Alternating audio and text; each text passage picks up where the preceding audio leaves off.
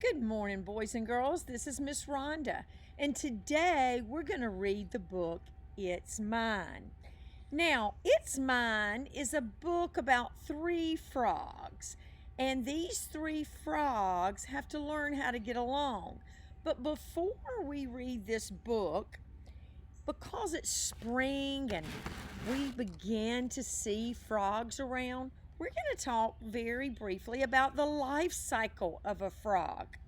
So let's take a look at this, and we're going to start right here. So the mama frog lays eggs, and she lays a lot of eggs. And when they hatch, they're a tadpole. Now, a tadpole stays in the water. He has gills like a fish. So he stays in the water all the time. And gradually, as he grows, he becomes a froglet.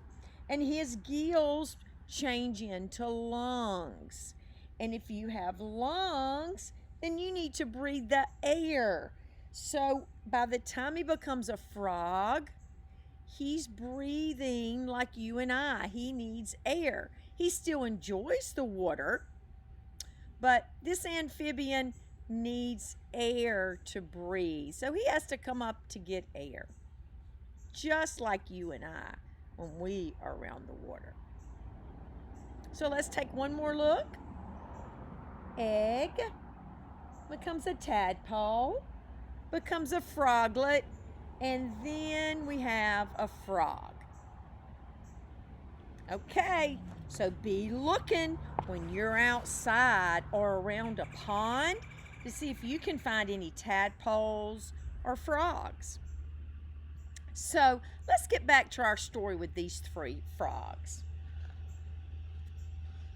This story was written and illustrated by Leo Liani.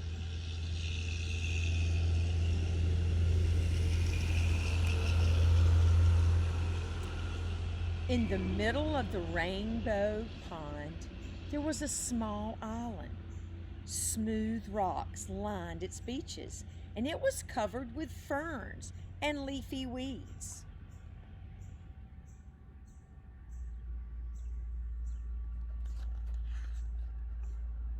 On the island, there lived three quarrelsome frogs named Milton, Rupert, and Lydia. They quarreled and quibbled from dawn till dusk.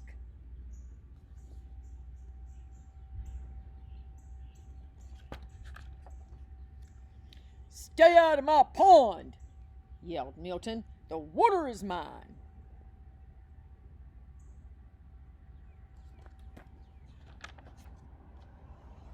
"Get off my island!" shouted Rupert. "The earth is mine."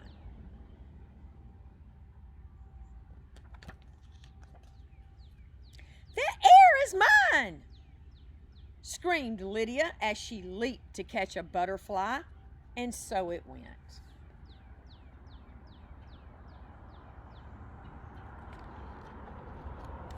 One day, a large toad appeared before them.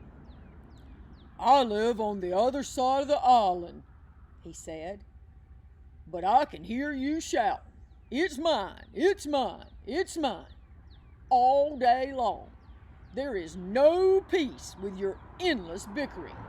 You cannot go on like this." With that, the toad slowly turned around and hopped through the weeds.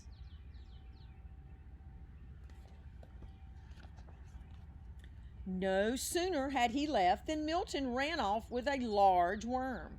The others hopped after him. "Worms are for everybody!" they cried, but Milton croaked defiantly, "Not this one, it's mine."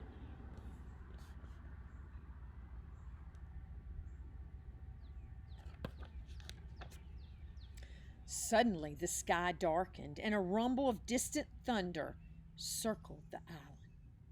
Rain filled the air and the water turned to mud. The island grew smaller and smaller, and it was swallowed up by the rising flood. The frogs were scared.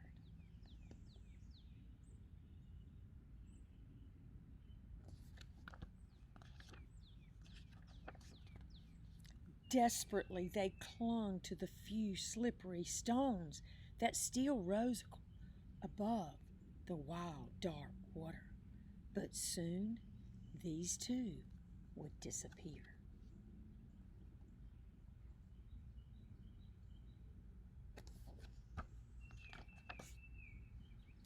There was only one rock left, and there the frogs huddled, trembling from cold and fright. But they felt better now because they were together, sharing the same fears and hopes. Little by little, the flood subsided. The rain fell gently and then stopped altogether.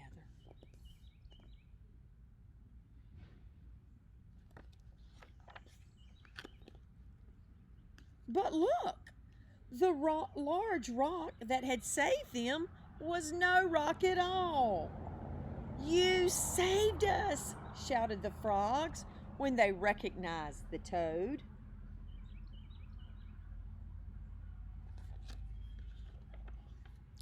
The next morning, the water had cleared.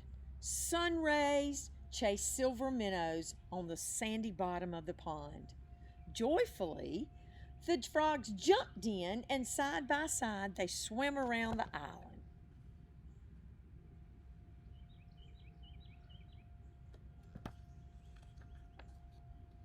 Together they leaped after swarms of butterflies that filled the air.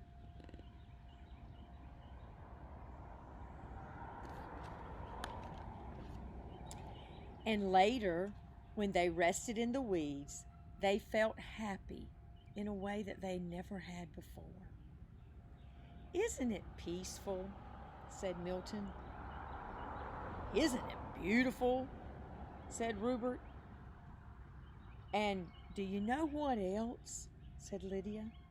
"Know what?" the others asked. "It's ours."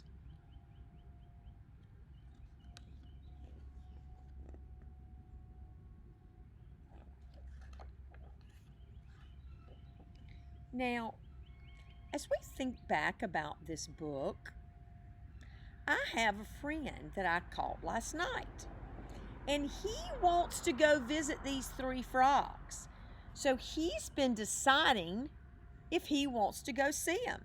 My friend's name is Roy, and I want you to help me decide if Roy should go and see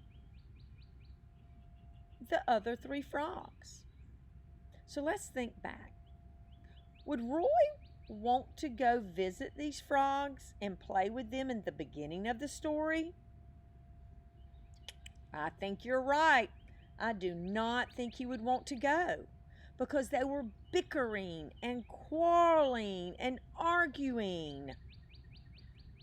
But do you think he would want to go visit them at the end of the story? I think you're right. I think he would enjoy going to see them at the end of the story because they were sharing, they were working together, they were living in harmony. So, Roy, we'll let you go visit these three frogs very soon so you can have fun leaping and playing with them.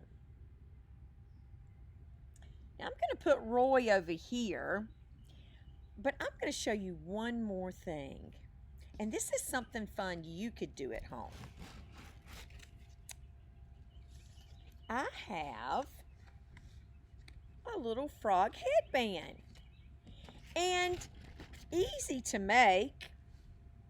But you look at it, just take a strip of green, make you a headband, and then put your little frog face on the front with, look at this cute little red tongue, because we know those tongues are quick and eat those insects.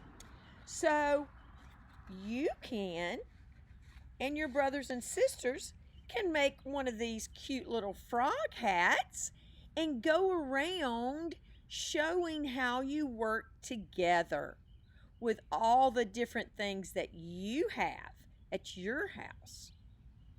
So let's not bicker, let's not quarrel.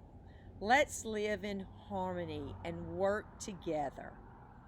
See you next time.